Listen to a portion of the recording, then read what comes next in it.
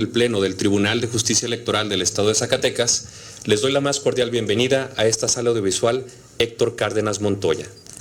Saludamos con aprecio a todas las personas asistentes, a las y los servidores públicos que forman parte de las diversas autoridades del Estado y en especial a la comunidad universitaria que hoy nos acompaña. Muchísimas gracias a todas y todos por su presencia. De la misma forma, hacemos extensivo un agradecimiento a las autoridades de la Unidad Académica de Derecho de nuestra Universidad Autónoma de Zacatecas, así como al claustro de docentes por las facilidades y atenciones brindadas para llevar a cabo este evento. El día de hoy se llevará a cabo la presentación del libro Decisiones y Votos, Justicia sin Colores, Justicia para la Gente, de la autoría del magistrado Ernesto Camacho Ochoa, quien es integrante del Pleno de la Sala Regional Monterrey del Tribunal Electoral del Poder Judicial de la Federación. Para dar comienzo a esta actividad, me permito solicitar la presencia de la licenciada Carla Celina Hernández Venegas, jefe de la Unidad de Comunicación Social del Tribunal, para que nos brinde su mensaje de bienvenida.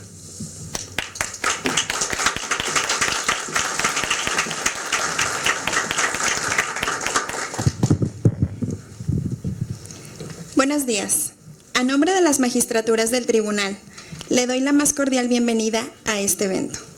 Agradezco al director de la Unidad Académica de Derecho por el espacio para llevar a cabo esta presentación del libro Decisiones y Votos, Justicia sin Colores, Justicia para la Gente, del magistrado Ernesto Camacho Ochoa, a quien agradezco profundamente que hoy nos acompañe. Me gustaría comentar que el libro es un ejercicio académico que tiene como propósito abonar a la conversación pública sobre la labor de la justicia electoral. Este libro recoge la experiencia judicial de más de 6 años del magistrado Ernesto Camacho Ochoa y de su ponencia en la Sala Regional Monterrey del Tribunal Electoral del Poder Judicial de la Federación, destacando que, como uno de los pilares de este trabajo, una visión que siempre privilegia el ejercicio de los derechos y a la par garantizar que se respeten las reglas y principios que existen para la renovación de los poderes de la segunda circunscripción. Este trabajo recupera los temas más emblemáticos que, en muchas de las ocasiones, llevaron al magistrado Camacho a adoptar una visión minoritaria. Sin embargo, también se analizan aquellas resoluciones que se aprobaron por unanimidad y que ameritan ser conversadas por su relevancia, lo cual pretende ser una herramienta para reflexionar sobre temas que son importantes para todas las personas, que quizá no han tenido el alcance para ingresar en la conversación pública. Estoy segura que esta presentación del libro nos invitará a un ejercicio de reflexión respecto del estado actual de la impartición de justicia y los retos que conlleva. Muchas gracias a todas y todos. Bienvenida, maestra. Adelante.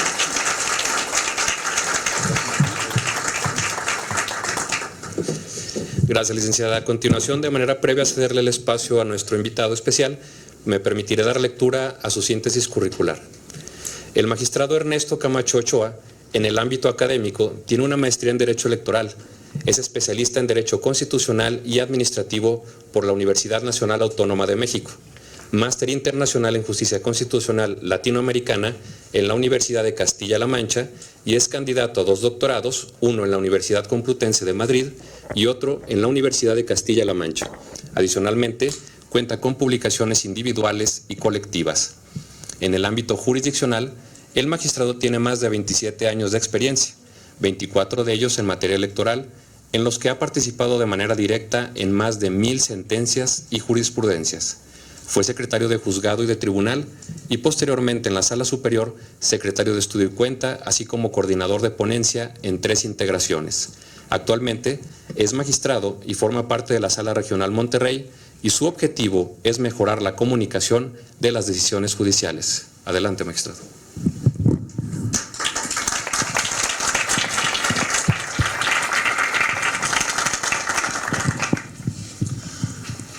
Muy buenos días a todas, a todos. Muchas gracias por acompañarnos. Muchas gracias de corazón. De verdad sé que cuando hacemos un espacio para acudir, acompañar a alguien, hacemos un esfuerzo. En mayor o menor medida todos tenemos compromisos y todos tenemos cosas que hacer en la vida. Yo espero ser recíproco con esa atención, esa diferencia que están teniendo conmigo, tratando de que esto sea breve, muy breve y lo más ameno posible. Esto sin dejar de intentar compartir un mensaje que considero que es muy importante y que nos atañe a todos. Muchas gracias a la universidad por abrirnos este espacio público, este espacio de todas y de todos. Muchas gracias al Tribunal Electoral del Estado, a las magistraturas sin funciones, en especial a la presidencia por esta distinción, por haber sido un canal de comunicación. Muchas gracias a la secretaria por acompañarnos. Es un privilegio tenerla aquí. Muchas gracias a las magistraturas de otros tribunales y a las consejerías y a todas estas personalidades que alcanzo a reconocer sus caras al entrar aquí. Pero especialmente muchas gracias a todas y a todos ustedes, chavos, a las personas que nos pueden seguir en línea. Es de verdad algo que valoro mucho y, como dije, que espero ser recíproco y devolvérselos de manera lo más rápido posible y de la forma más amena posible. Estamos aquí reunidos porque me han brindado la oportunidad de compartir con ustedes. Me han dado la oportunidad de compartirles con ustedes algo que se ha escrito ya desde hace algunos años. Es circunstancialmente, pienso yo, muy ad hoc para los tiempos que vivimos de elección judicial, pero que tiene registro oficial en universidades públicas ya de aproximadamente 5 años antes. También es para mí un beneplácito que esta época tenga coincidencia con algo que yo me planteé hace 6 años, y es la necesidad de que los jueces nos comuniquemos de mejor manera con la sociedad. Es algo sobre lo cual he venido trabajando y es algo que también está en videos grabados de hace 6, 5 y 4 años respectivamente, en la que tuve oportunidad de brindar informes, y que no solo se quedó en ideas, porque yo tengo una especie de eslogan desde hace mucho. Cuando hicimos las primeras reuniones así entre algunas magistraturas, o que invitamos a algunos legisladores a dialogar sobre la función judicial, que dice un poco más o menos así: las ideas bien, las ideas cuentan, pero las acciones más. Es decir, qué bueno que tengamos la ilusión y las ganas, la intención de hacer ciertas cosas, pero es mejor cuando nos ponemos en práctica y empezamos a hacerlas con independencia de cómo nos salga. Y si lo hacemos con ganas, y si lo hacemos con energía, y si lo hacemos con pasión, mucho mejor. Bueno, para presentarles esta obra, que es un esfuerzo no únicamente de un servidor, sino que es un esfuerzo colectivo, es un esfuerzo de las personas, que son algunos de ellos colegas y algunas otras que forman parte de mi equipo de trabajo. Voy a tratar de hacer una presentación en 4 partes, muy breves, ya decía. La primera, quiero hacer referencia muy rápida a el tema de la reforma judicial, que yo pienso que contextualiza la época en la que estamos viviendo de manera trascendental a nuestra generación en sentido flexible o amplio de la expresión. La segunda, a aquellos aspectos que pueden considerarse como positivos, aunque algunos no lo crean, de la reforma, y otros que pueden ser aspectos críticos de la reforma y que, por qué no, también hay que hablar de ellos. Después pasaré a decir qué es lo que nos impulsó a escribir esta obra. Haremos una breve reseña de su contenido y digamos por qué considero que esta obra pudiese tener una cierta trascendencia o cierta utilidad práctica en el contexto en el que estamos viviendo. Bueno, vamos a empezar. A todas las generaciones, en un sentido amplio, yo entiendo que sociológicamente, o sea, desde el punto de vista doctrinal, las generaciones se cuentan cada 7 años. Es decir, existe como cierto consenso en la sociología para decir que cada 7 años hay un cambio generacional. Esto no sé qué tan actual sea si tomamos en cuenta que las redes sociales han venido a evolucionar esto de manera muy rápida, que ahora con elementos como los teléfonos inteligentes, los iPhones, la inteligencia artificial, el ChatGPT, que trato de usarlo todos los días, en todo momento, y ahora con la aparición de Neuralink, creo que esto va a cambiar de forma radical, ¿no? Sin embargo, yo más allá de este concepto teórico, yo identifico como generación y quiero que estipulativamente, es decir, que como un acuerdo común nos pongamos de acuerdo a que cuando me refiero a por generación, me refiero a aquellos como yo, que tenemos quizá 30 años más que algunos de ustedes o 20 años más que algunos de ustedes, como aquellos que tienen 10 años más que ustedes, 5 años más que ustedes o 4 años más que ustedes y que seguramente piensan muy diferente, pero que tenemos algo en común. Y todos vivimos en una época en la que es una época en la que la información se genera muy rápido y en la que todos sin querer, empezando por los más chavos, pero ya también sin querer nos vamos incluyendo nosotros, vivimos en una época en la que buscamos satisfacciones instantáneas. Buscamos en las redes sociales y buscamos en general en todo lo que hacemos que todo tenga un placer muy rápido. Si no es así, le damos la vuelta, le damos la vuelta, le damos la vuelta, le damos la vuelta. Si algo no nos atrapa al segundo, le damos la vuelta. Si nos atrapa en el primer segundo, esperamos 2 más. Y si nos atrapa, lo seguimos viendo. Y si no, le damos la vuelta. Y eso les pasa, y eso nos pasa con independencia, decía, de la generación a la que estrictamente pertenecemos. O sea, tenemos un punto común generacional en cuanto a la forma en la que percibimos las redes sociales y el mundo a nuestro alrededor. Creo que es algo sobre lo cual, no me dejarán mentir, nos pasa, es algo que es prácticamente un hecho. Bueno, en este mundo que cambia muy rápido, ¿sí?, esto no implica que no estemos exentos de afrontar retos. Lo único que sí es distinto es la manera en la que afrontamos estos retos. Hay generaciones a las que les tocó vivir el reto siendo parte de la independencia de este país. ¿Ustedes se imaginan vivir en esa época? ¿Ustedes se imaginan vivir en el 800, en el 21, cuando este movimiento de libertad, de reivindicación de los derechos estaba generándose, que inicia en el 10? 10 años de lucha por los derechos, 10 años de lucha por la libertad religiosa, 10 años de lucha por considerarnos iguales, 10 años de lucha porque a las mujeres no se les considerara como cosas para efecto del tema de los derechos. 10 años por que no solamente fuéramos personas, aquellas que habían nacido en España o que eran hijos de españoles, sino los que habíamos nacido en este territorio, los que teníamos un color de piel distinto. 10 años de una lucha. Y a toda esa generación le tocó enfrentar eso, como parte o como resistencia, pero les tocó pasar por eso. Eso es otro hecho. Otro hecho más es que viene la generación de la revolución y les toca pasar por lo mismo. Viene la generación de la reforma, con las leyes de reforma, con la separación de iglesia y Estado, con la confiscación de bienes. Imagínense que vivían en la época juarista y en la cual por un lado decían qué bueno que se separa el Estado de la iglesia, pero por otro lado, qué malo que a mi familia lo único que tenía era estas posesiones y me las arrebatan. El Estado me las quita y frente a eso no sé qué pueda pasar. Con esto también les voy anticipando otro ingrediente. Todos los fenómenos o sucesos históricos, necesariamente si los percibimos con crítica, tienen 2 perspectivas en una especie como de diálogo esquizofrénico. Alguien podría decir, qué bueno que viene esta separación y esta confiscación de bienes, y otras personas podrían decir, qué malo que me están quitando mi casa. Entonces, trato, en términos generales, esto sí no es tanto una opinión, sino es algo sobre lo cual estoy convencido, de alejarme de posturas y visiones totalitarias. El totalitarismo, por regla general, por antonomasia, es algo que sí puede calificarse como de negativo. Sí, decir que hasta cuando uno va al psicólogo, ay, es que todo está mal, es que siempre me hacen, es que nunca me hacen.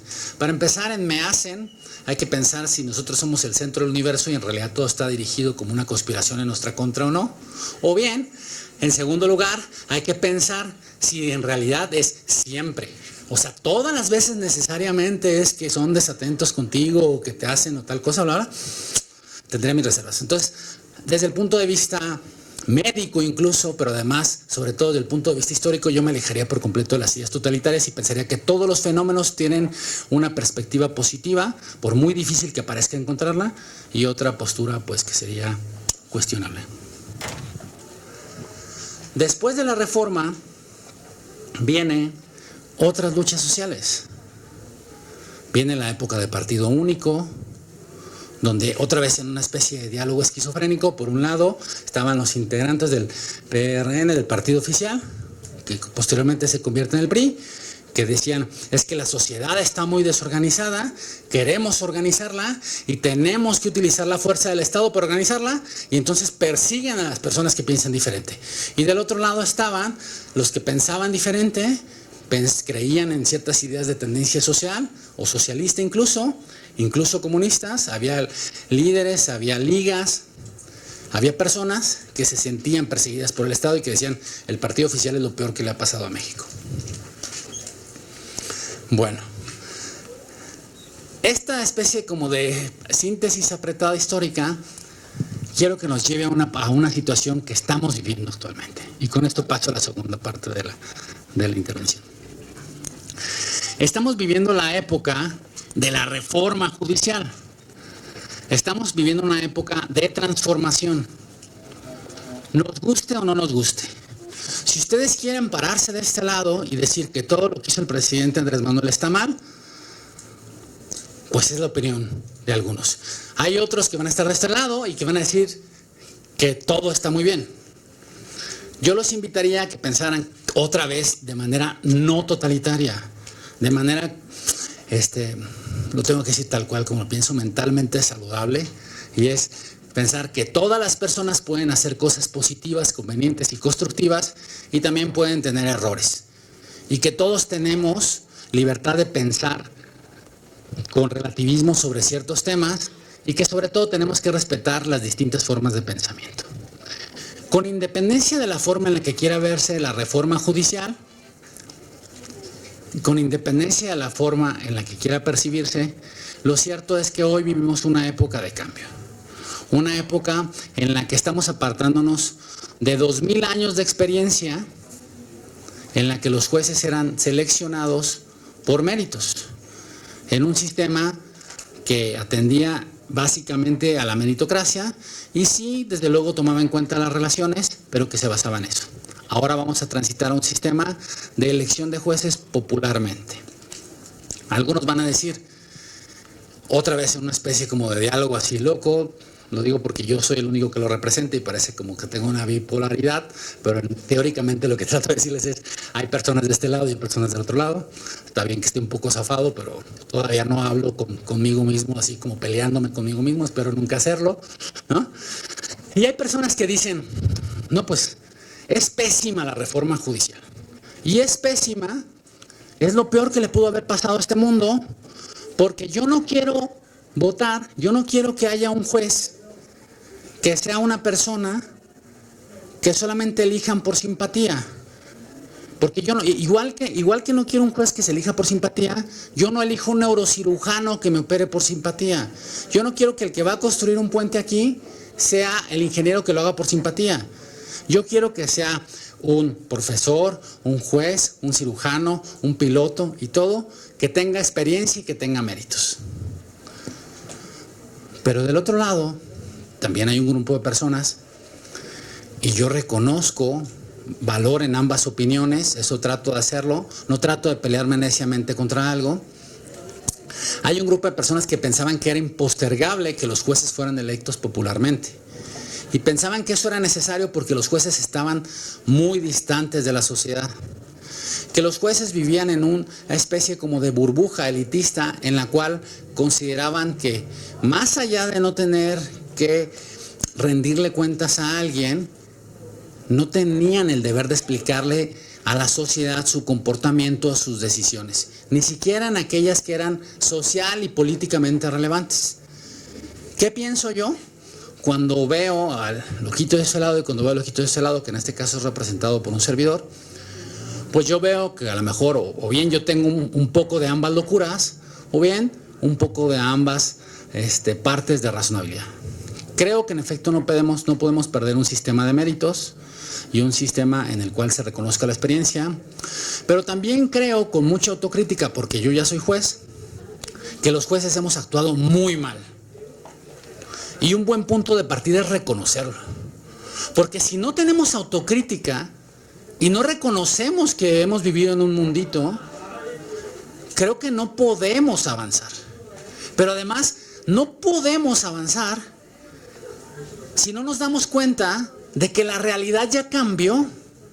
Si seguimos pensando y llorando porque hubo una reforma que dijo que ahora ya nos iban a elegir popularmente y entonces seguimos lamiéndome las heridas y seguimos hablando solo entre nosotros los jueces y todo se siente, todos los compañeros, está muy mal, qué trágico que nos hicieron eso, la estabilidad judicial, entonces no va a haber independencia porque ya me quitaron el trabajo, ahora me van a mandar a buscar a la gente para que vote por mí. Y entonces, si seguimos lloriqueando, no estamos pensando.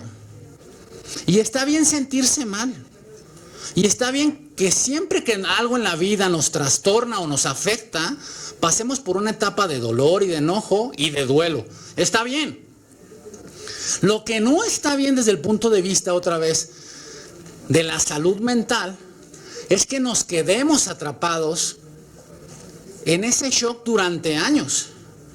Lo que debemos hacer es darnos cuenta que la realidad cambió, nos guste o no nos guste, y tenemos que hacer algo para tratar de ver esto como un nuevo reto y de enfrentarlo. Y me diría alguien, bueno, usted lo ve así, tú lo ves así, yo pensaría que yo no tengo que pasar por eso. Yo en este momento no vuelvo a participar y no me vuelvo a inscribir nada, porque esto se ha vuelto demagogia y populismo. Y ¿saben qué? Yo respeto a quien piensa eso, porque ante todo esas opiniones disidentes son las que construyen el sistema democrático. Porque la democracia no solamente es lo que piensa la mayoría, sin que importen los derechos de la minoría. Por ejemplo, ¿tú pensarías que es democrático lo que decide aquí la mayoría? ¿Que eso es democracia? Él pensaría que eso es democracia y eso no es democracia. Eso es solamente la primera parte de la democracia. Porque si, por ejemplo, él se está durmiendo, que está un poquito más atrás, ¿sí? Si se está durmiendo y decimos, al que se duerma, lo vamos a correr del salón, pero lo vamos a correr aventándole libros y golpes y todo. ¿Podemos votar para golpear al que se duerma? Y entonces nos han metido en la cabeza que todo se puede votar. Y eso no es democracia. Eso solamente es la parte original de la democracia. Lo que nace hace 2000 años. O sea, cuando yo le tenía a alguien unos mandaban y otros obedecían, que ha sido el problema más trágico que enfrenta a la humanidad, que unos mandan y que otros obedecemos, entonces sí tuvimos que ponernos de acuerdo para elegir a los que nos mandaban. Y eso es verdad. Teníamos que ponernos de acuerdo para elegir que la muchacha de lentes nos iba a mandar. Entonces, como ella nos iba a mandar y todos íbamos a obedecerlo, pues lo más conveniente es que votáramos a ver si sí queríamos que ella nos mande, pues.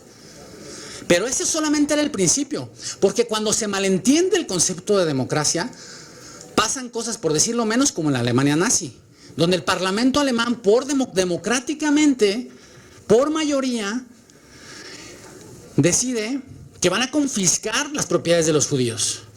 Decide que los judíos no tienen derechos a las banquetas. Deciden que tienen que ser expulsados de un país. Y cuando fueron los judíos nadie dijo nada. Y después fueron los gitanos. Después fueron los húngaros. ¿Y saben qué dijo la gente? ¿Qué crees que dijo la gente? De verde, ¿tú qué crees que dijo la gente? Nada. La gente no dijo nada. Y después fueron los periodistas. Y entonces cuando se dieron cuenta que un día iban a venir por todos, simplemente porque eres diferente, la gente empezó a darse cuenta que la regla de mayoría no era una regla absoluta. Que en efecto tenemos que tomar decisiones por mayoría, eso es la primera parte, pero que por otra parte, en segundo lugar, tenemos que completarla con una idea de respetar los derechos humanos, los derechos de las personas, los derechos que son inherentes a nosotros porque son aquellos que nos dan dignidad. No el derecho a comprarnos una paleta, pero sí el derecho a que nadie me pegue. Sí el derecho a que por el solo hecho de ser mujer no me discriminen. Sí el derecho a que por el hecho de tener un color de piel distinto no me priven de ciertas oportunidades, etcétera. Bueno, alguien podría decir entonces Y es bien importante que en democracia nos respetemos, porque uno de los derechos fundamentales es el derecho a la expresión. Que la reforma esta tenía algunas cosas buenas. Yo pienso que sí tiene algunas cosas buenas. Yo hace 6 años, en un foro público grabado, si lo buscamos en internet, benditas redes sociales o bendito internet, ahí está todo lo que hemos dicho y hecho. Así que cuando piensen de una forma y se cambien de bando, piensen que los va a perseguir. O yo no sé qué piensan ustedes de esos políticos que ven. ¿Tú qué piensas de esos políticos que ves en las redes sociales primero en un partido y diciendo que los otros son lo peor? Y luego al año siguiente, porque le convenía, se cambió de partido y dice que los otros son lo peor. ¿Tú qué piensas de ellos? Tú sí, el de la cadena. ¿Alguien tiene un micrófono?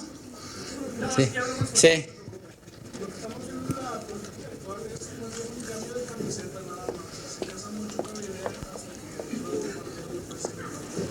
Ok, ¿y cómo lo ves eso tú? Hipócrita, doble moral, incongruente. Bueno, todo está ahí en las redes. Yo hace 6 años ya venía diciendo eso. Sí tenemos que tener autocrítica los jueces. Tenemos un problema. Y otra vez vuelvo a lo mismo. El primer punto es reconocer que tenemos un problema.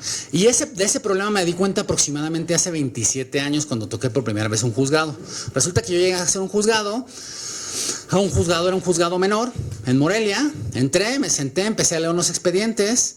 Yo era comerciante, era muy chavo comerciante porque mi familia era de comerciantes, de un lado. Del otro lado había integrantes de la judicatura, etcétera. Pero yo llegué a un juzgado y empecé a leer expedientes. Y cuando salí de estar toda la tarde leyendo expedientes, desde la 1 de la tarde hasta las 9 de la noche, me di cuenta que no entendía lo que decían las sentencias. Y en aquel momento lo dispensé. Y pasó una semana y pasaron 2 y alguien puede decir, pues es que a ti te faltó proteína, ¿no? Tú estás así medio así. Y créanme que no soy tan limitado como parezco, pues, o sea, como pudiese parecer el comentario. No, sencillamente es que parece que las sentencias estaban y están escritas para que la gente no entienda. Se confirma el oficio WPKZ en el que la parte demandante tiene una pretensión que resulta frívola. ¿Qué quiso decir? Y lo que quiso decir sí se puede decir en español. Unos años después me di cuenta que sí se podía decir en español. Pero que ni siquiera era algo deliberado de parte de los jueces en cuanto que no quisieran comunicarse con la sociedad. Que sencillamente, como los jueces hemos sido, porque ahora tengo que hablar mal de mí, el poder más conservador de todos, entonces sencillamente seguíamos actuando como hace 2000 años. Seguíamos dictando sentencias como hace 2000 años, por Dios. Pero no teníamos ejemplos. Y un día me topé con un libro en una clase, bla, bla, que se llama, un cuate que se llama Daniel Casani, La cocina de la escritura, donde se explicaba cómo en Estados Unidos de un día para otro se hubo un giro. Por desgracia, el giro siempre lo impulsa la economía. Y el giro se dio en un caso Citibank, una persona versus Citibank, en el que la Corte Suprema de Estados Unidos obligó a los bancos y a todas las aseguradoras a hacer una versión ciudadana de sus contratos y de sus decisiones. Porque si no, prácticamente estaban engañando a las personas. Uno firma contratos así en el que da una vuelta a una página, 2 vueltas, 3 vueltas, 4 vueltas, y no entiende nada de lo que dice. O sea, ya le firma como por confianza y persinándose uno, porque sepa Dios qué quisieron decir. Pero de verdad, ¿tú crees de verde? ¿Tú crees que no había una forma de decirlo con claridad? Te voy a pagar el seguro si te roban el coche, siempre y cuando no vengas pedo. O sea, díganme quién no entendería eso, ¿no? Te voy a pagar, ¿sí?, tu casa, siempre y cuando no seas tú el que le incendias. ¿A poco es muy difícil de decir eso? ¿Tú quieres que te dé una credencial de lector? El INE dice que no te la va a dar porque no eres tú, porque hay otro que se llama igual que tú. ¿Qué decido yo? Tú vienes a decir que el INE está mal, porque si eres tú. ¿Qué me cuesta entonces no solamente quedarme porque no eres tú y decirle, oye, ¿qué me cuesta? De verdad, ¿qué me cuesta como juez decirle, oye, te están diciendo que no porque hay otra persona igual que tú? Tráete otra prueba y tráete 2 testigos. ¿Qué me cuesta decirle eso? Ah, no, es infundada la pretensión de fulanito de tal y que bla, bla, bla, bye, bye. Y detrás de cada decisión detrás de cada decisión hay personas. Y entonces, lo que empecé como a intuir hace 27 años, por ahí hace 15, yo impulsé un cambio del formato de sentencias en la sala superior, porque, o sea, no podía concebir que nadie entendiera lo que estábamos escribiendo. Y yo empecé a bautizar en la sala y lo mandaba públicamente en correos con mis compañeros, como diciendo, es que ya mandó el proyecto Pedrito Vázquez. Y me daban cuenta y me decían, ¿por qué era coordinador? Y me decían, y es que Pedrito Vázquez dice que tal. Le dije, no me digas, Pedrito Vázquez utilizó el argumento ad cansantium, porque entonces escribió tanto y tan revuelto que seguramente no sabes ni siquiera lo que quiso decir. Y para batear un asunto, lo único que dijo fue escribir y escribir y pegar y pegar y pegar y pegar. Y entonces las sentencias llegaron a tener 1000 hojas, como yo participé en uno de esos, a mí no me cuenta nadie eso, como en el caso Pemex Gate, 1000 hojas. 580 en el caso Amigos de Fox. Por Dios, ¿quién lee eso? O sea, claro que un día dedicado 2 meses, 1 mes, porque no es literatura en la que te sientas y son 300 páginas, o te pones a correr con unos audífonos y un libro de 400 hojas lo escuchas en 3 días corriendo. Porque sencillamente si se te va un detalle, es literatura. Hay una emoción, hay una idea, hay una ficción, hay un realismo mágico o no detrás de eso. Es literatura. Pero esto no. Te están diciendo que tú violaste tal artículo. Pues déjame ver qué dice el artículo. ¿Cómo creen entonces que en 1 mes voy a terminar de leer 500 hojas? Entonces hace 10 años yo impulsé un cambio. Y luego, hace 6 años, y con eso termino la tercera parte de mi intervención, por fin fui juez. Entonces cuando fui juez, también pasa algo. Es bien fácil criticar, ¿eh?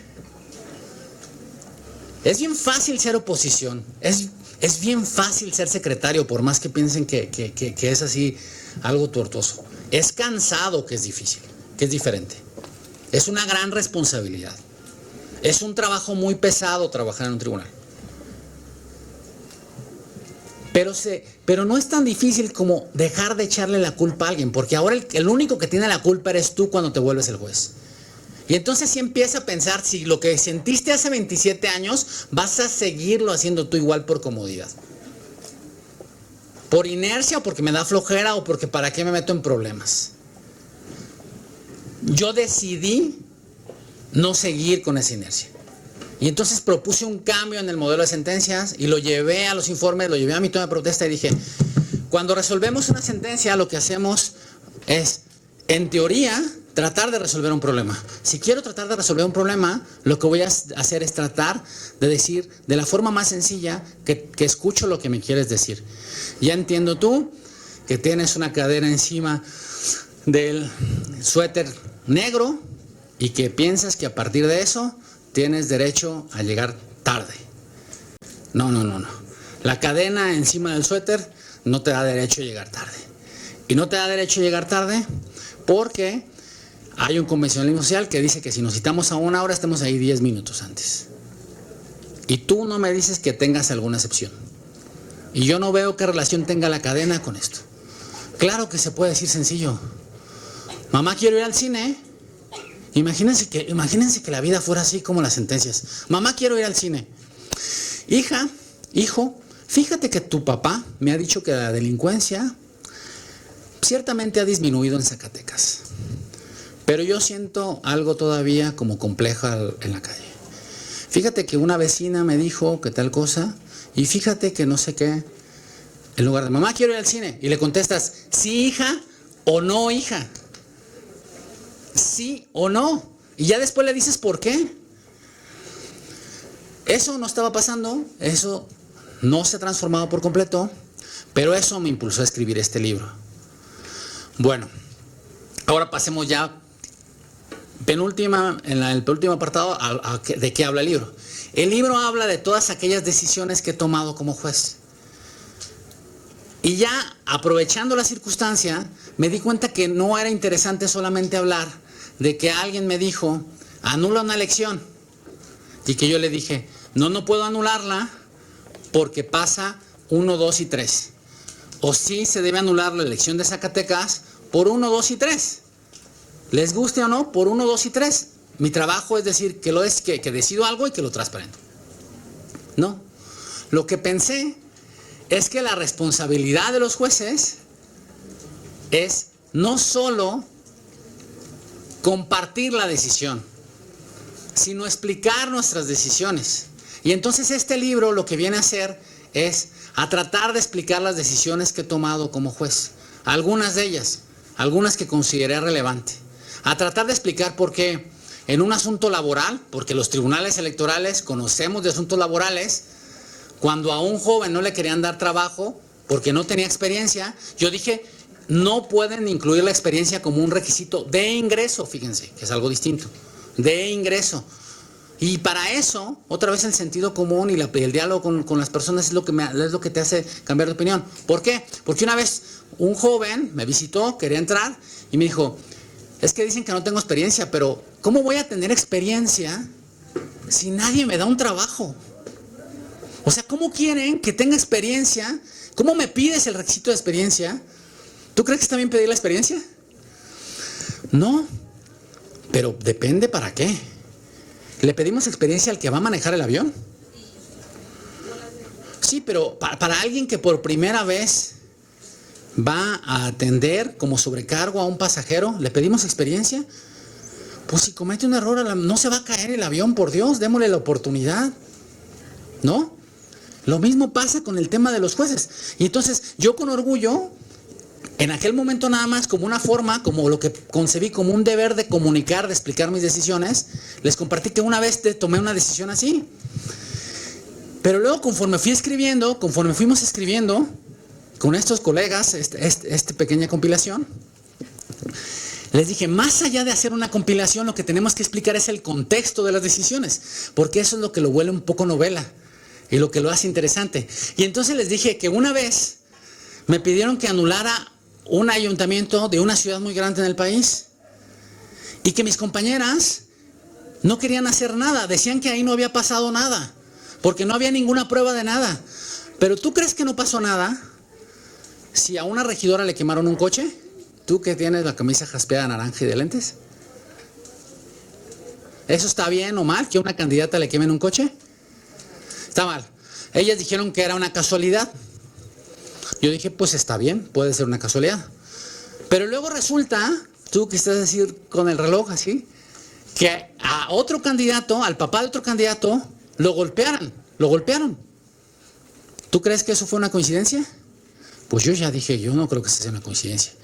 Y si a otra candidata le queman otro coche, hombre, por Dios, no es que no hay una prueba en la que se diga directamente que sus contrincantes les quemaron el coche, golpearon al papá de una regidora, levantaron a 20 días el día de la jornada electoral, los metieron a la cárcel a los que le operaban. No es que no hay una prueba que diga que fueron ellos. Camina como pato, grazna como pato, tiene plumas de pato. No hay prueba que sea un pato, a lo mejor es un cochino. No, o sea, a veces yo sí creo que vivo en otra realidad, ¿no? Y entonces lo que salgo, y es lo que digo, salí y les dije en público en la sesión, no puede ser posible eso. Pero además ni siquiera les estoy diciendo que anulen la elección, por Dios. O sea, lo único que les digo es, no podemos ser tan insensibles, ni jugar con las reglas de la valoración tasada de la prueba que se formaron hace 2000 años. No, pero es que eres a veces un juez muy progre, que no sé qué. No se trata de ser progre, se trata de tener sentido común y se trata al menos de salir y dar la cara y decirle a ellos que me están pidiendo que anule la elección, oye, sí te escuché y sí comparto que pasó eso y sí veo que quemaron el coche y en efecto no está probado que fue ella. Pero cuando veo que también le pegaron a la regidora, ya empiezo a sospechar que sí son los contrincantes, porque siempre preguntémonos, ¿quién sale beneficiado con que yo desaparezca? Resulta que una mujer estaba embarazada, resulta que hay una conversación en la que dicen que su pareja no quería el bebé, resulta que no quiere el niño, resulta que tiene todo el miedo posible. Hombre, por Dios, cualquier otra solución es sana. No se le pase por la cabeza, por muy desesperados que estén, Pensar en que la solución es que el bebé o que la muchacha deje de existir, por Dios. Y se los digo así muy abierto, porque yo entiendo lo que es tener esa edad. Están en la edad más bonita del mundo. O sea, cuando uno va a la universidad y además de trabajar en algunos casos, pero viene, se divierte, escucha a los tres loquitos, pero finalmente se viste uno como quiere, no hay tantas formas, llega un poquito tarde, no pasa nada. O sea, están en la edad más padre. Pero a veces en esa edad, precisamente la facilidad que tenemos en la vida nos hace pensar que ese tipo de decisiones, bueno, yo no puedo admitir eso. Yo pienso que los jueces tenemos que salir y explicar y decirles, te escuchamos, entiendo tal cosa. Y si no podemos anular de plano la elección, porque en ese caso, por ejemplo, la diferencia era grandísima. Es decir, aunque no hubiera pasado todas esas cosas, yo entiendo que ellas válidamente, o mis compañeras o las otras, podrían pensar, bueno, aunque haya pasado todo eso, no vamos a anular porque finalmente la mayoría los eligió a los otros. Bueno, yo no pienso así. Yo pienso que si hay muchas cosas graves, ya no importa quién fue la mayoría. Porque en mi concepto de democracia no solo importa la mayoría, sino importa qué más. ¿Qué más importa para mí en la democracia? ¿Qué más? Lo dije hace rato. ¿Qué más? Sí, ¿qué más? Los derechos humanos de las personas. O sea, el derecho a que no te golpeen, a que no te quemen tu coche, a que no te metan a la cárcel, a que no, o sea, ¿importa la mayoría? Sí, sí importa, lo voy a decir 3 veces para que no, después no vayan a decir, el magistrado dijo que no importaba la mayoría. No, claro que importa la mayoría. Importa la mayoría, importa la mayoría, importa la mayoría. Pero empecemos a escuchar en la palabra también. También importa que se respeten los derechos. Y entonces en ese caso, además contamos un poco la historia y lo que dije es, no me importa si tengo 2 periódicos que me están diciendo de cosas, no me importa si algunos grupos de poder me están presionando. Esta es una profesión que yo escogí, que me apasiona. El comercio te deja bastante bien económicamente y me cambié a esto porque es algo que disfruto mucho y que entonces me exige tener cierto valor para ciertas cosas. No juzgo a mis compañeros, a los que les secuestran a alguien o a los que les dan unos balazos, porque es difícil, si no tenemos empatía, esa es otra palabra clave en esta plática, es muy fácil juzgar sin empatía. Pero lo que sí no soporto son todos aquellos que incluso sin presión se arrastran frente a los grupos de poder. Yo jamás podría hacer eso. Y búsquenme, revísenme. Y entonces en este libro me di cuenta que más allá de comunicar las decisiones, lo que estaba tratando de mostrar también es que la forma en la que trabajaba era administrar justicia sin colores. Es decir, sin favorecer al poder rojo, sin favorecer al poder guinda, no importa si era guinda, sin favorecer al poder azul, o sin perjudicar al naranja, y sin perjudicar al guinda, y sin perjudicar al rojo. Es decir, justicia sin colores, justicia sin filia, justicia sin favorecer a alguien. Pero esto fue meramente circunstancial. El tema de la reforma y del que los jueces nos iban a elegir ni siquiera existía cuando yo estaba escribiendo esto. Los registros de la máquina, pero sobre todo los registros públicos en videos, bendito internet, otra vez, benditas redes sociales, ahí está donde yo hace varios años ya estoy hablando de eso. Y créanme que no tenía una bolita de cristal para decir, es que va a venir después una reforma judicial en la que van a elegir a los jueces popularmente y entonces está preparando el camino al maestro. No, yo no pensé que eso fuera a pasar. Pero sin querer, así es Dios, la naturaleza o lo que ustedes quieran creer, las circunstancias preparaban para decir, yo puedo presumir mis sentencias. Yo puedo presumir lo que he hecho. Yo me siento orgulloso de lo que he hecho. Lo que estoy haciendo lo hago con pasión y eso me da la fortaleza para enfrentar muchas cosas. Me fascina lo que hago. Y luego si además tratamos de hacerlo explicándole a la gente de manera sencilla, un poquito con manzanas lo que está pasando, me di cuenta entonces que la justicia no era una justicia de élite o no era una justicia de escritorio, sino que era justicia para la gente. Y este título registrado nace antes de que se pusiera de moda el tema del pueblo y de la transformación.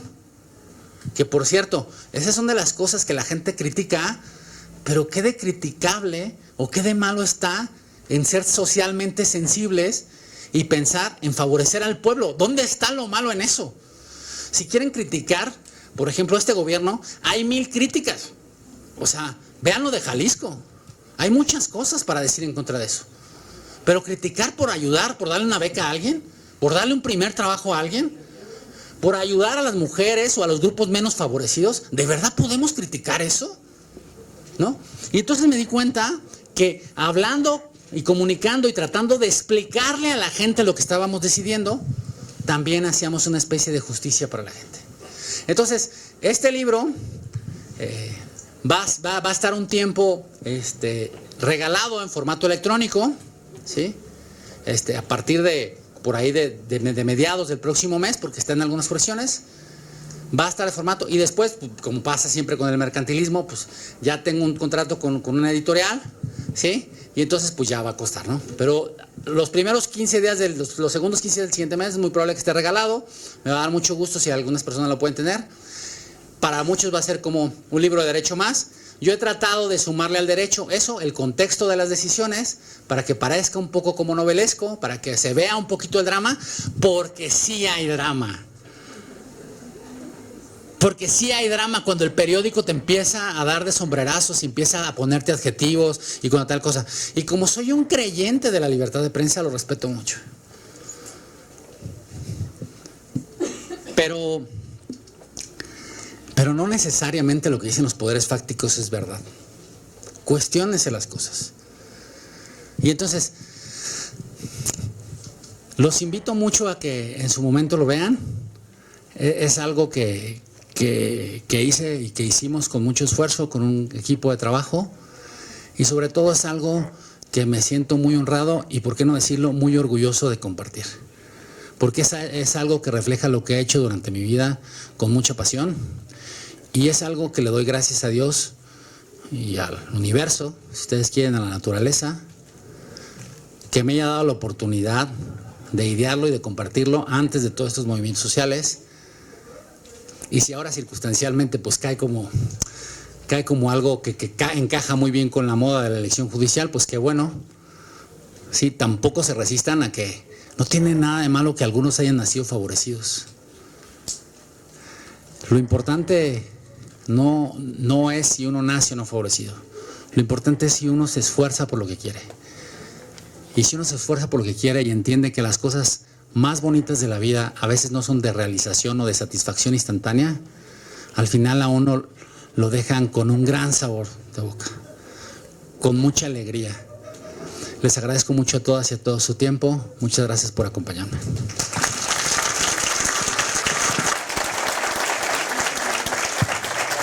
Muchas gracias, magistrado. Para continuar con el programa, daríamos paso a un espacio para resolver alguna duda o pregunta que tenga el público. En caso de que alguien desee participar, le solicito amablemente me lo haga saber levantando su mano. ¿En qué plataforma vamos a poder leer su libro gratis?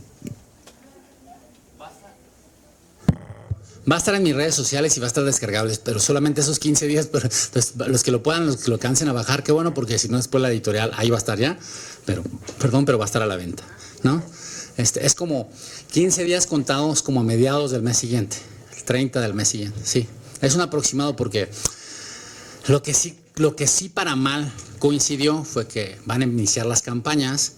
Y entonces yo voy a lo mejor, no, el libro no puede ser como mi prioridad, sino tratar de acercarme con la mayor cantidad de gente. No, pero voy a tratar, yo me comprometo a que durante la campaña esté disponible y un tiempo gratis, ¿no? Adicionalmente, por ahí les pedí que les pasaran un QR con mis redes, para más fácil, y ahí les podemos mandar incluso también el vínculo, si quieren libremente compartirnos alguna de las suyas. Bueno, pues mi pregunta es, en este año vamos a elegir por primera vez por voto popular a los jueces, magistrados y los miembros de la Suprema Corte. ¿Cómo sería posible entender o identificar aquellos candidatos que realmente pudieran representar independencia hacia el Poder Judicial? Muchas gracias, me parece una pregunta muy diferente. No hay garantía de nada. O sea, si me preguntas cómo podemos encontrar a la mujer perfecta que jamás nos traicione, o cómo pueden encontrar al chavo perfecto que jamás en la vida los traicione, o cómo pueden, eso no existe, ¿no? No existe garantía de nada, somos personas, somos humanos, vivimos entre humanos. Pero sí existen pistas, hombre, ¿no? Sí existen pistas. Si ven que el cuate ese, sí, porque todo se sabe en la vida, hombre, tarda un poquito a veces, pero todo se sabe. Si ven que el cuate ese le grita y le habla mal a una de sus amigas, ¿sí? Y por ahí dicen que incluso le ha llegado a pegar, ¿ustedes cómo piensan que se va a portar con ustedes? O sea, si hay pistas, ¿no? Si ven que hay un cuate que, no, pero es que no hay que crucificar a alguien por un error en la vida. Claro, todos nos hemos equivocado alguna vez en la vida. Yo me he equivocado, no ese tipo, pero sí me he equivocado y en cosas graves y delicadas. Yo me he equivocado. Pero una cosa es equivocarse una vez, en eso estriba lo que se llama equivocación. Y si tú diario te robas mi sándwich, diario, no creo que eso sea una equivocación, o sea, sobre todo si te digo, basta, ¿no? Dándole un poco más de seriedad a la pregunta, lo que sí creo que hay indicativos, ¿no? ¿Cómo? Pues primero, es cierto que esto se concibe como una elección de estructuras y dicen que va a haber estructuras que van a movilizar gente. Sí, sí es verdad, ¿sí? Pero, ¿qué tipo de persona, quién sería el interesado, sí, en esta relación? Porque siempre, qué bueno que hiciste la pregunta, de verdad. Siempre tratamos de poner en el centro los derechos del que quiere ser juez. Pero ¿saben qué? A la postre, esos solo son los derechos de uno. El problema con los derechos del que quiere ser juez es que no son tanto los derechos de él. Sí importa porque en Occidente el individuo importa, pero importa también, no dije más, también, sumen esa palabra mucho a su vocabulario, también, los derechos de los cientos de miles que quieren que él sea su juez. Y entonces, ¿cómo buscaría yo? Pues yo esperaría primero que ellos solos publiquen en sus redes sociales, que va a ser el medio más efectivo de comunicación, ¿sí? Algo más allá de que, pues a mí me gustan las gorditas, siempre que vengo a Zacatecas, quiero ir a las gorditas, a mí me gusta el patriota zacatecano en la noche, y a mí me gustan ciertos lugares aquí. Y entonces yo podría subir a mis redes que me estoy echando unas gorditas así muy a gusto, tal cosa. ¿Y saben qué? Eso otra vez, como somos humanos, genera cierta empatía. Y si a algunos de ustedes les gusta el fútbol y yo estoy jugando fútbol, me va a ganar otro puntito en empatía. Y si algunos de ustedes usan lentes y yo también, a lo mejor, pues, él también está corto de visión, igual que, etcétera. Y hay cosas que nos generan empatía, ¿no? O hasta preferencias, si la candidata está más guapa, etcétera. Todo eso es humano y genera empatía. ¿Y saben qué? Yo no les voy a decir que se olviden de eso. Porque sería además una burrada de mi parte tratar de decirles, olvídense de que son humanos. En automático, no vean si está guapa o no la candidata. No vean si sonríe o no el candidato. No, yo no quiero que se olviden de la parte del humanismo. Pero otra vez, también fíjense en lo que importa más. También fíjense si él dice algo de su preparación, ¿no? Si él dice algo de su experiencia, ¿no? Porque hace rato dije que voté un caso para que le dieran oportunidad de trabajo a los jóvenes sin experiencia. Pero que les den trabajo, por ejemplo, si quieren aplicar en una empresa de lácteos, entrando pues en un escalafón en la que sin experiencia entren, pero no como gerente de toda la planta, pues como sin experiencia. O que sin experiencia entre incluso a un hospital, es más, a una cirugía. ¿Cómo? Pues pasándole las tijeras al cirujano, hombre. Sin experiencia. Pero yo no quiero que sin experiencia sea él el que me abra el cuello para revisar si tengo un tema en la tiroides. Yo no quiero eso, ¿no? Sí, entonces un indicativo es la preparación, la experiencia, y en el caso de las personas que buscan reelegirse, que nos transparenten lo que han hecho, que nos digan qué han hecho. Y entonces, ahí sí viene lo bueno, porque algunos grupos de interés, sobre todo si se trata de jueces valientes, van a querer afectarlos, van a querer criticarlos, incluso algunos periódicos, porque así es esto. Pero cuando eso pase, ustedes tienen que darse cuenta, porque si saben que una fake news así destroza a una persona en un día. Tienen que tener espíritu así crítico y revisar, ¿esto en realidad es así? Y entonces que él publique los vínculos de las sentencias y que cada uno revise, que publique una versión sintética en 2 párrafos para que lo explique. Entonces, yo creo que sí hay indicativos racionales para revisar por quién votar. Pero miren, yo quiero un poco para cerrar esta pregunta, no sé si hay alguna otra, pero si no para cerrar esta con algo así que me parece lo más importante. Yo soy juez, yo soy el principal respetuoso de la Constitución y de la ley. Y esta no es la época para decirles voten a favor o en contra de nadie. No. Ahorita no podemos decir voten a favor o en contra de nadie. No. Lo que sí les puedo decir es, la decisión es de ustedes, el poder es de ustedes. Tomen ese poder, no dejen que se los arrebaten, ejérzanlo, salgan y decidan quién va a ser su juez. Ya no solo por ustedes, sino, no es que si mañana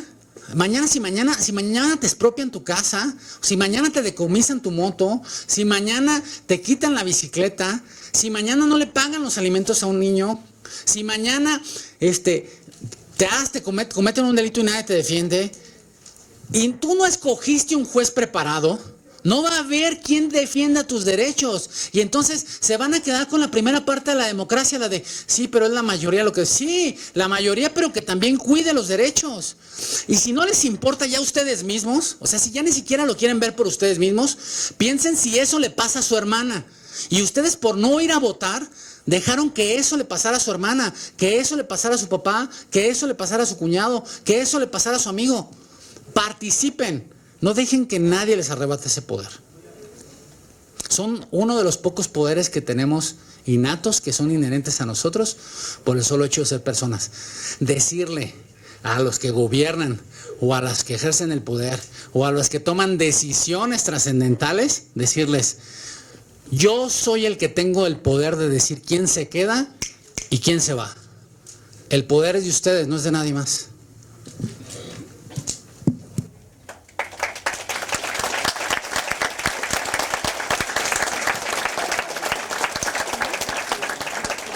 ¿Alguna otra pregunta? Siento que el añadir ese factor de democracia a los jueces es un poco extremista de momento, porque no hemos visto cuáles han sido los resultados. Ahora, sabemos que nuestro sistema legal es romano-germánico, y en la Commonwealth se utiliza el sistema de jurado, es decir, participación civil. No sé si sería muy buena idea en este México tan populista demagógico el traer jueces que vayan a ser quien digan sentencia cuando vienen patrocinados o pueden venir patrocinados por grupos. Ahora, no sé si la mejor decisión sería eso o simplemente experimentar en algunos estados de la República antes de ponerlo en todo el país. Entonces yo diría que podría ser una opción meter a un jurado para que realmente los civiles estuvieran más al tanto. No se trata de votarlos y dejarlos al aire. Hemos visto la incompetencia en las diferentes cámaras, y para que tengamos que todos los poderes sean por democracia, no me parece que sea buena idea. Muchas gracias. ¿Cuál es tu nombre? Muchas gracias, Rodríguez. A ver, yo no soy de falsos halagos. Lo que dijo a mí Rodríguez me parece impresionante. Yo lo firmo de principio a fin. O sea, me parece una participación brillante.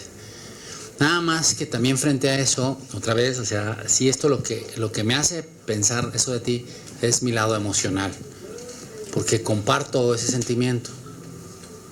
Nada más que, o sea, racionalmente, si la reforma ya está en la Constitución, o sea, seguimos hablando del pasado, pues un poco sí, nada más como un ejercicio crítico, pero luego, precisamente como pasan las cámaras, de nada sirve que la oposición siga hablando de las otras formas en las que debió haberse dado la reforma. Mejor, ya está la reforma, y de nada sirve que mis compañeros digan, no, yo ya no voy a participar. Compañeros con experiencia, con 20 años de experiencia, con preparación, con una reputación impecable, con valores, etcétera, con una ética incorruptibles, podría decir yo. Pues de nada sirve que se vayan. O sea, sí me parece, desde el punto de vista así emotivo, algo brillante, pero necesitamos que sumarle el lado racional. Decía, cuando nos pasa algo en la vida fuerte, en una relación personal, con una pareja, con nuestra familia, con un amigo, una amiga nos traiciona, cuando una pareja nos traiciona así, claro que duele. Y la primera parte es la negación. No, esto no puede ser. Luego viene el dolor, como es, mira lo que nos hicieron, como el tema de un poquito de la reforma. Pero después de eso incluso podemos pasar por una etapa como de duelo y decir, pues vamos a estar tranquilos, a repensar. Pero lo que sigue es ponernos en acción, porque si no nos vamos a morir de dolor, y eso no va a tener sentido que se pierda una vida en el sentido figurado. Lo que importa es que avancemos. Y entonces sí, también me hubiera gustado eso, pero ya no es así. Y entonces, ¿qué hacemos? Y a mí me gustaría eso preguntártelo a ti, que tuviste esa participación tan brillante. ¿Qué hacemos? Si ya está la reforma así, ¿qué hacemos ahora? Tú dímelo. Podríamos hacer fácil para mí el juzgarlo y criticarlo porque en primera instancia no me preguntaron ni a mí ni a ustedes. Solamente se hizo. No sé qué tan democrático puede ser para nosotros que tomen decisiones y cambios tan estructurales para nuestra nación de buenas a primeras. Si tenemos que trabajar en ello y tenemos que ver cómo funciona. Porque si bien se pudo levantar, también lo podemos levantar. En unos cuantos años, ¿no? También esta evolución, asentamiento, pero de momento es eso. Sigue siendo una crítica y va a seguir en boga. Está bien, peguémosle con todo, me sumo. Escríbamos algo, mándamelo y yo también lo publico, porque estoy totalmente de acuerdo. Pero luego la siguiente parte es, ¿qué hacemos? Yo te pregunto a ti de Verde, tú estás también de acuerdo con él, me imagino, con Rodríguez, ¿no? Todos, es que ¿hay alguien en el auditorio que no esté de acuerdo con Rodríguez? Todos somos Rodríguez, hombre. Todos estamos de acuerdo con Rodríguez. Ahora te pregunto a ti, ¿qué usas lentes? Sí, pues, y después de eso, ¿qué hacemos? ¿Qué vas a hacer? ¿Sí? ¿Sí? ¿Qué? Pues básicamente, como usted mismo dice, que después de eso, ¿qué hacemos? No hay un plan. Por eso muchas dictaduras cuando caen, está peor porque no tienen un plan. Ok, entonces, ¿qué hacemos? ¿Tú qué tienes en la bolsa? ¿Qué hacemos? Tomar la decisión. ¿Qué hacemos? ¿Tú qué tienes la barba?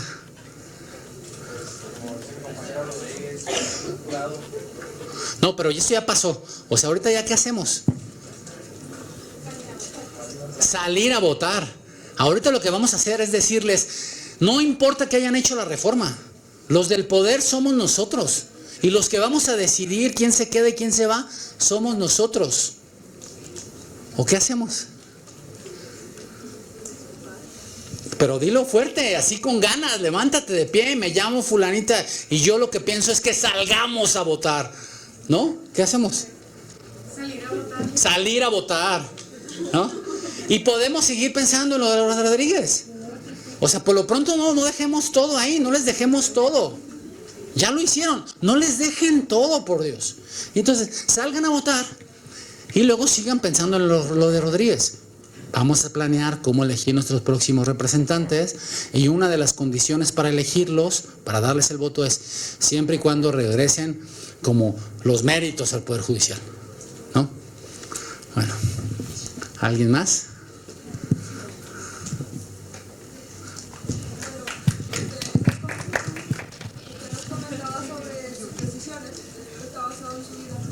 ¿Cuál fue la decisión trascendental de dejar el comercio a volverse juez? Porque es un mundo que estás en crítica, que estás muy en paz, es un mundo que en el comercio. Pero ¿cuál es el amor hacia el derecho?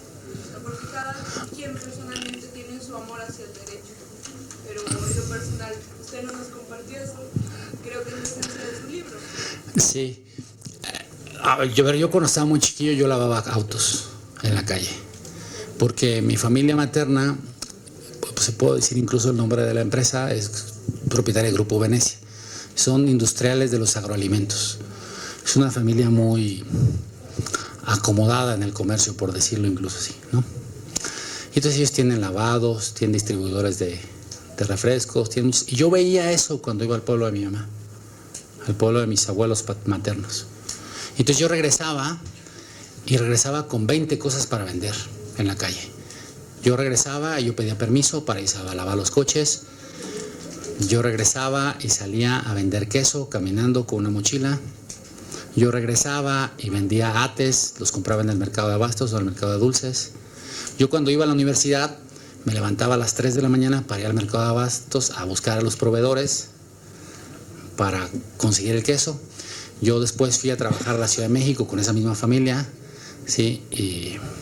Y aprendí algunas cosas del comercio, como acaparar la leche, pues ni modo, o sea, les digo que todos hemos cometido pecados, para que me compraran queso, ¿no?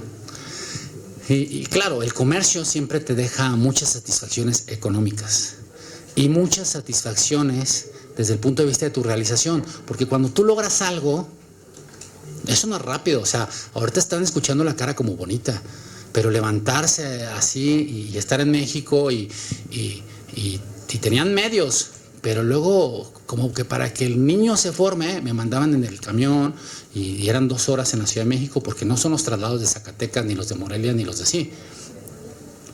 Y pasé por cosas como complicadas, ¿no? no como las del gobernador de Nuevo León. Por cosas complicadas, o sea, difícil que retos. Pero después, a la postre, es que en ese momento no lo ven. Es como cuando alguien dice, me gusta el piano y lo empieza a tocar. Pero como la primera vez que te sientas frente al piano suena feo y son tus manos las que lo hacen sonar feo, piensas, no, esto no es para mí.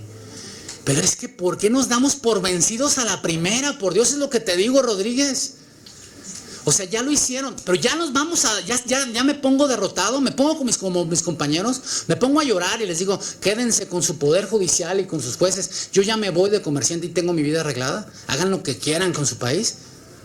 O me fajo y me salgo y digo, voy a salir y a buscar a los estudiantes de todas las universidades que más pueda en los 7 estados en los que tengo jurisdicción. Y voy a caminar lo más posible a tratar de hablarles y a tratar de convencerlos. Y si es divertido, si te apasiona, te diviertes. Yo, o sea, estoy tratando de encontrarle ese aspecto positivo porque yo sé que en un momento dado, cuando le agarre la onda a esto, me voy a divertir porque a mí me gusta trabajar, ¿no? Y entonces, sí, pero eso toma un tiempo. Y entonces yo seguía así todo, ya para terminar de compartir mi experiencia, ya estando en la universidad.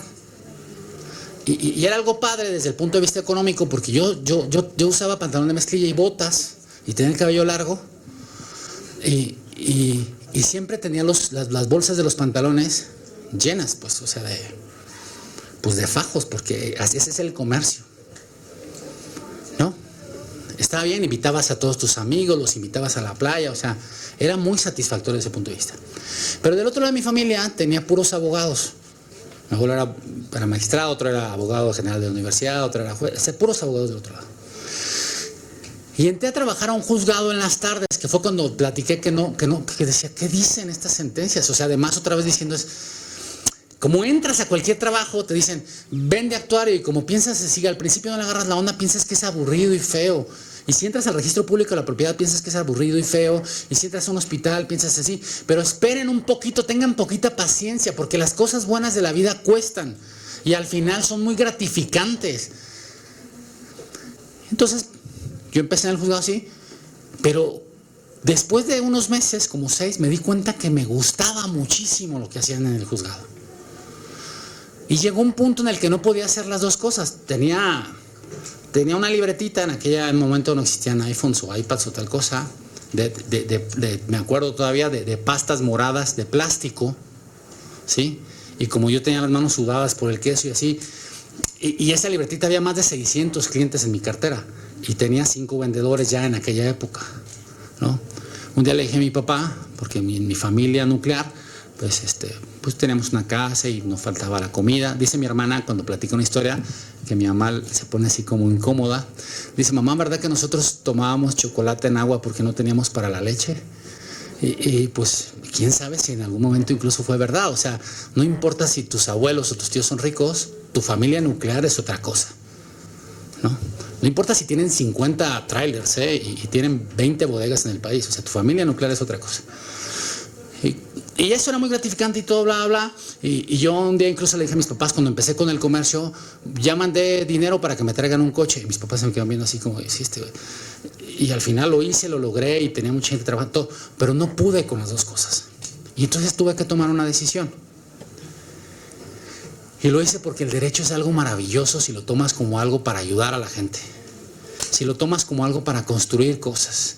Si te fijas en mente que jamás le debes de causar un perjuicio a alguien. Y después estuve junto a grandes jueces, porque yo no me formé solo. Tuve la fortuna de estar junto a varios jueces, junto a grandes jueces, de esas personas así, impecablemente monstruosas, así brillantes. Y ellos, ambos me dieron un solo consejo. Dijeron, Camacho, tú vas a ser juez. Y así nos iban diciendo a cada uno. Lo más importante cuando seas juez es que siempre llegues a la casa y puedas ver a tu mamá y sepas que has hecho algo bien. Y cuando veas el espejo y cuando te vayas a dormir, estés bien contigo mismo. Y si eso te pasa, va a ser el trabajo más maravilloso del mundo. Y eso es lo que me pasó a mí. En aquel momento, contestando concretamente, tuve que tomar una decisión forzado por la opción A o B. Las dos cosas me fascinaban. La arquitectura también me fascina. Pero me di cuenta que ustedes tienen la fortuna de ser abogados, No se han dado cuenta, pero ser abogado es algo muy afortunado. Porque si eres abogado, un día después puedes construir casas y trabajar como arquitecto, aunque no seas arquitecto. Si eres abogado, un día también puedes ser comerciante. Si eres abogado, o sea, nomás no seas médico, pues, porque entonces estaría contradiciéndome, ¿no? Pero puedes hacer muchas cosas. Así que, qué padre que estén en esa época, los felicito. Mi reconocimiento, Rodríguez, de verdad. Pero precisamente espero que personas como tú, también te lo digo así, muy directo, que así que tienen esa visión y esa mente, también pasen a lo que yo dije al inicio. Las ideas bien, las buenas intenciones bien, pero las acciones mejor, ¿no? Muchas gracias. Por las participaciones. A continuación, solicito a la magistrada presidenta del Tribunal de Justicia Electoral del Estado de Zacatecas nos comparta su mensaje con motivo de esta presentación y posteriormente haga entrega de un reconocimiento a nuestro invitado especial.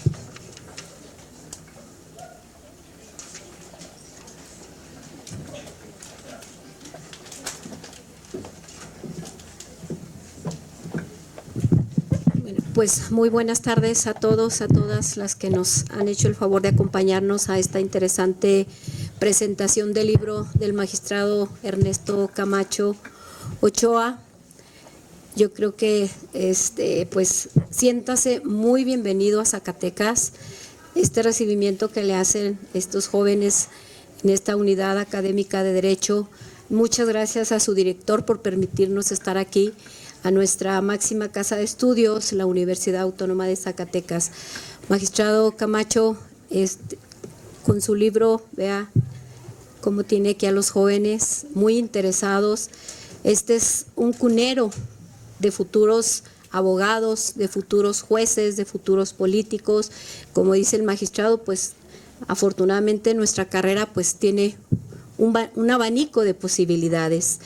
Gracias a todos los que nos acompañaron, secretaria, mis compañeros magistrados, integrantes del Pleno, magistrado Alejandro, muchísimas gracias, presidente del partido Nueva Alianza, muchísimas gracias, secretaria Carla Irma Rosa de la Asociación Civil.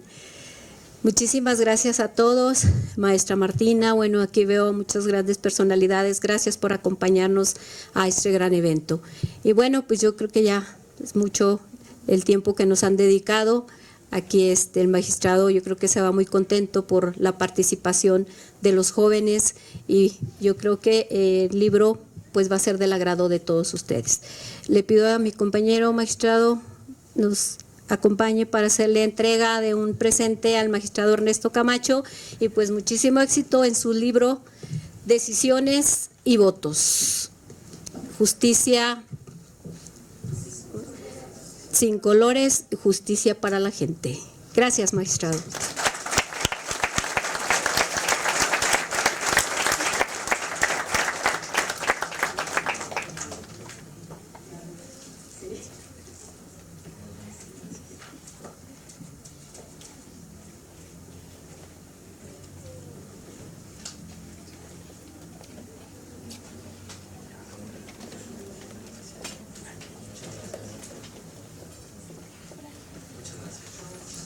Pues bien, el Tribunal de Justicia Electoral del Estado de Zacatecas agradece su asistencia y acompañamiento a este evento. Que sigan pasando una excelente tarde.